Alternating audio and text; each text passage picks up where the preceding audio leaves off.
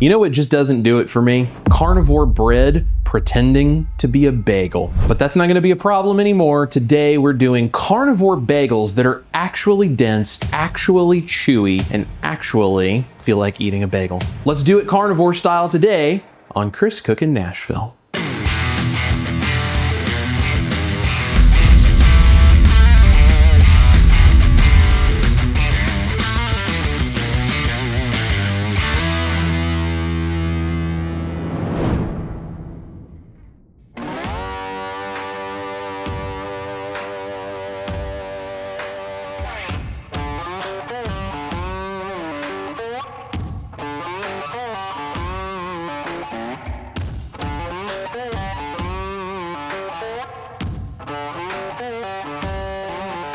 All right, folks, this is a riff on my 90-second microwave bread, my carnivore bread that is so simple, so easy, and so tasty. But we're going to actually play around with ratios and we're gonna turn this into that chewy, dense bagel texture that so many people have been asking me for. This has been a request on my channel probably 100 times, if not more. Now, I went out and I did some research, and there's a lot of people out there that have their versions of the carnivore bagel, and that's cool. I think they're really cool recipes. For me personally, the thing that a bagel really has is a chewy, dense texture. And when I was looking at other recipes for my own tastes, I didn't think it was gonna be quite what I was looking for.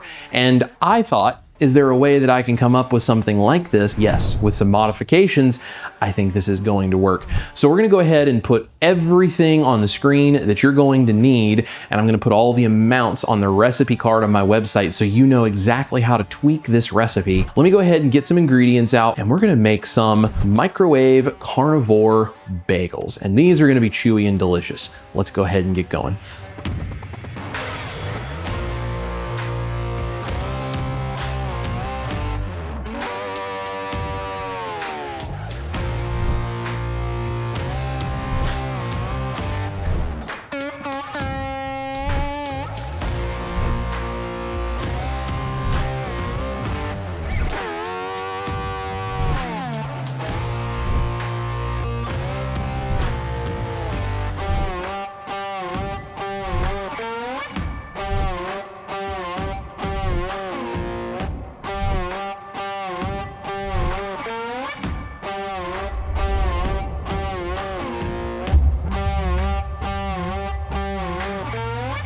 So here's all of our ingredients, and this is going to look very familiar to you if you did the 90-second bread recipe. So first of all, I'm making a double batch of this, which is going to turn into 4 bagels. And I have these nice donut molds, which we're going to be using in the microwave, made out of silicone, and these are a full 4-inch size, which is perfect for bagels. I will link these down below. They're not very much, and if you care about having a little hole in the middle of the bagel, that's a great way to do it. Otherwise, you can use the exact same silicone molds that I'm using for the 90-second bread recipe. So I have a couple of eggs because I'm doing a double batch. I also have 2 tablespoons of butter. Some people asked in that original video why I had 2 tablespoons and the recipe card says 1 because I made 2 buns in that original video. So it is 1 tablespoon of melted butter, but you can always feel free to play with it if you think you like a little bit more melted butter. I have whey protein. Now there's a difference between whey protein concentrate and whey protein isolate. Isolate is just the protein, no dairy carbs, and none of the fat that naturally comes in whey. I am using whey protein concentrate, and I will link the one down below that I have. You can get even cleaner ones if you want. Concentrate is what you're looking for. Isolate, it's probably going to turn into something very dry and too dense. You can try, but it would probably require tweaking the recipe. So just FYI, if you use something like an isolate, or if you try to use beef protein or any other kind of protein powder, probably going to have to tweak other things in the recipe. It's a cascade effect, and then all of the other ratios change. So I would recommend sticking with the whey protein concentrate exactly like I'm using. I also have butter powder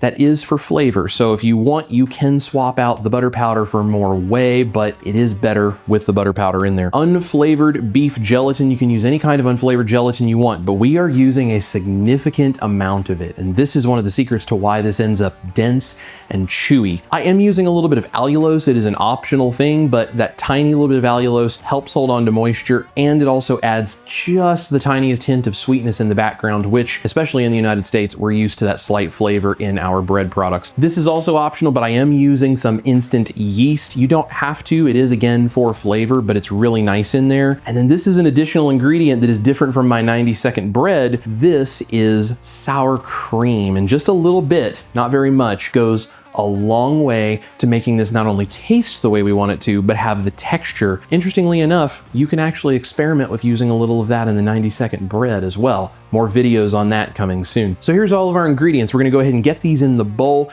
I'm gonna whisk them together really well. You can use a hand mixer, a hand whisk, whatever you want. The key is to get all of the powders on one side, dump the gelatin over top of the powder so that it does not hit that egg and melted butter until you are ready to mix, and mix really well to get all of those clumps out of there. And honestly, even try to whip a little bit of air in there. Now, this is going to be a much thicker batter because of all of that additional gelatin, and that is exactly what we want to get it in the microwave and turn it into bagels.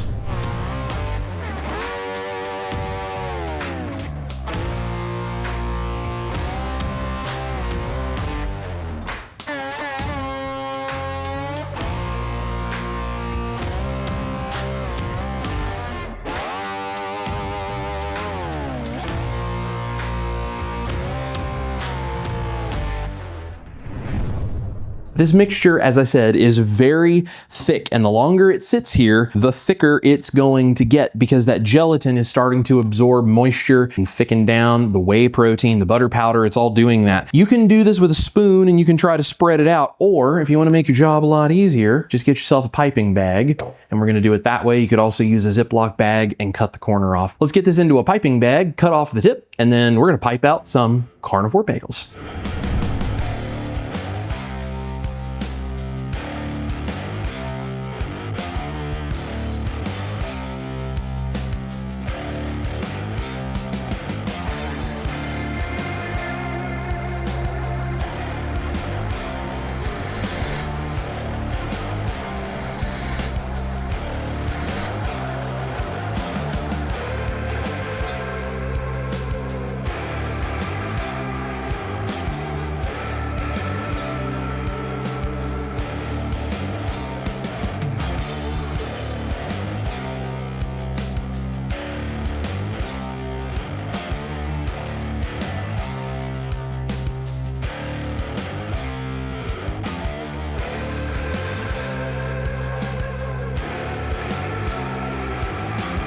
All right, there are the bagels piped out, ready to be cooked. Now, as we have discovered from the 90-second bread, some people's microwaves cook faster and some cook slower, so this might vary a little bit, but the technique we're going to use to get these to stay as dense as possible while still puffing the appropriate amount is we're actually gonna put these in 30 seconds at a time and let it rest for 10 to 20 seconds between our 30-second mark until we've done that for a minute to a minute and a half, and then we'll go ahead and set it for the rest of the time. So I'm gonna put on screen how long it takes mine to get done, and I'm going to show you what they look like once they've puffed properly, and then you'll be able to adjust for your microwave. And then once it's done, we're going to let them cool to room temperature because that's going to let that gelatin turn this into that chewy, dense, firm bagel texture that we've all been looking for. And then I'm going to show you guys my childhood memory on a plate. So many Sundays coming home from church and my mom making lunch for the family. A really special something.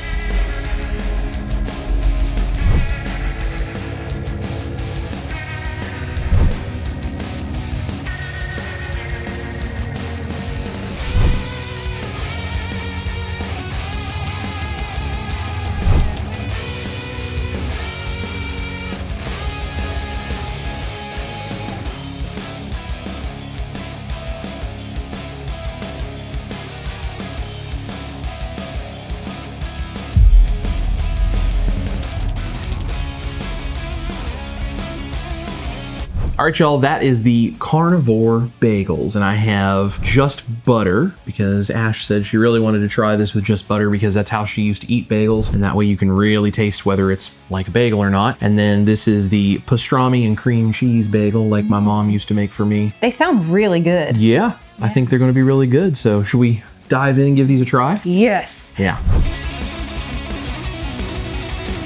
Oh, wow. That is so good. Mm-hmm. Oh man, I didn't realize how much I missed bagels. And you can see when you go to tear this, it's like springy and chewy and dense like a bagel is. What I really enjoy about these is they have that denseness and the chewiness and all the things of a bagel, but they're still easy to eat, right? They're not tough. They're still soft. Just with butter on them, the flavor is great. No weird off-putting egginess, no weirdness. I mean, the taste, the texture is spot on. I love that these toast too. It used to be one of my favorite things with just butter on it to eat. It just brings back a flood of memories. The gelatin and cooking it in intervals like that, at least for that first 60 seconds, just makes a really big difference in how this puffs, and it gives you the perfect texture.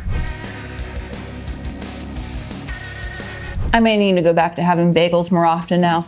Now that we went down your memory lane, let's go down my memory lane. Enjoy these pastrami bagels. And I did go ahead and put onions on top of these. You don't have to. If you're strict carnivore and you don't want the onions, don't put the onions on. Sounds really good. I like the flavor combination. I love pastrami too. Yeah, I know you love pastrami, so you should really like it. Yeah, let's see here.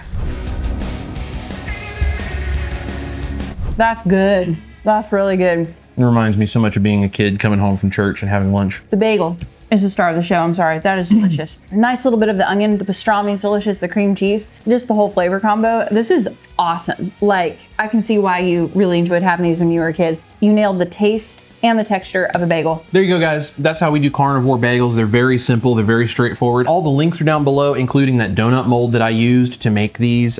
Those are fantastic if you want the actual hole in the middle of the bagel. If not, and you have the little silicone molds that I used in the 90-second bread, that will work as well. It just ends up a little bit thicker, so not a problem. Everything else is down below for you guys, including our private community, the band. We'd love to see you joined over there so we can give you some extra behind the scenes stuff, recipes, all kinds of fun things. Otherwise, thank you guys so much for watching. We love every single one of you guys. Go make some bagels like this. You guys, this is Chris cooking Nashville, my beautiful wife, Ash Taylor. Eat your meat, love your life, maybe make some carnivore bagels, and we'll see you in the kitchen for a bunch of crazy recipes. And if you like bagels like this, you've got to go check out this recipe right over here. We cleaned the plate. Can you make more? Let's go make some more. Delicious. Mel, did you get a bagel?